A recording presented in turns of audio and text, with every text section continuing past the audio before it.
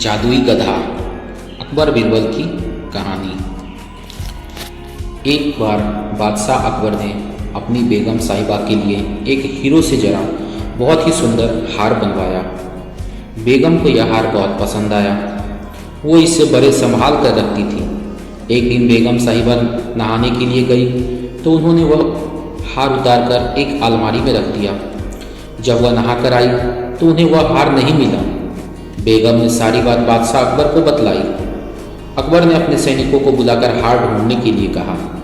अकबर के सैनिकों ने राजमहल का चप्पा चप्पा छान मारा परंतु हार नहीं मिला।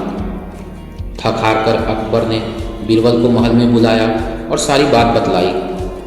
बीरबल को महल के कर्मचारियों पर संदेह था।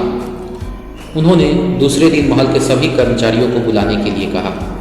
अकबर के आदेश से दूसरे दिन समय पर महल के सभी कर्मचारी आ गए परंतु अभी तक बीरबल नहीं पहुंचे। कुछ देर बाद बीरबल एक गधे को लेकर पहुंच जाते हैं। अकबर ने बीरबल से दरबार में गधे को लाने का कारण पूछा। बीरबल ने जवाब दिया, महाराज यह कोई साधारण गधा नहीं है, यह तो एक जादुई गधा है जो चोर का नाम बतला सकता है। इसे ढूंढने के कारण ही मुझे दरबार में आने में विलंब हो गया था। अकबर ने पूछा, यह एक गधा है और चोर का नाम कैसे बता सकता है?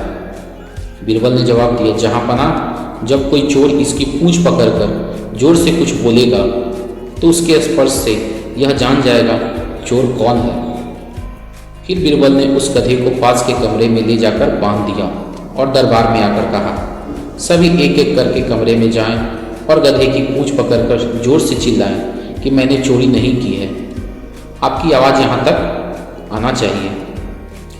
बीरबल के कहे अनुसार सभी एक के बाद एक कमरे में गए और जाते ही गधे की पूंछ पकड़कर चिल्लाते हैं, मैंने चोरी नहीं की है। जब यह कार्य पूर्ण हो जाता है तब बीरबल सभी के पास जाकर उनके हाथ खुलवाते हैं और उसे सूंघते हैं। इस प्रकार सूंघते सूंघते एक कर्मचारी के पास जाकर उसके हाथ सूंघकर बीरबल कहते हैं, शहंशाह इसी ने चोरी की है।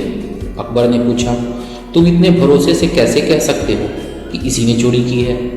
बीरबल बोले, बादशाह यह कोई जादुई गधा नहीं है बल्कि एक साधारण सा गधा है। मैंने इसकी पूंछ में एक खुशबूदार पदार्थ लगा दिया था।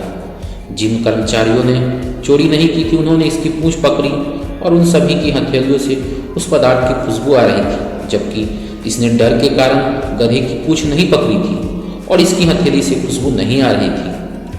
हमेशा की तरह बादशाह अकबर बीरबल की चतुराई से बहुत खुश हुए और उन्हें बहुत सा इनाम भी दिया। तो दोस्तों, इस कहानी से हमें ये सीख मिलती है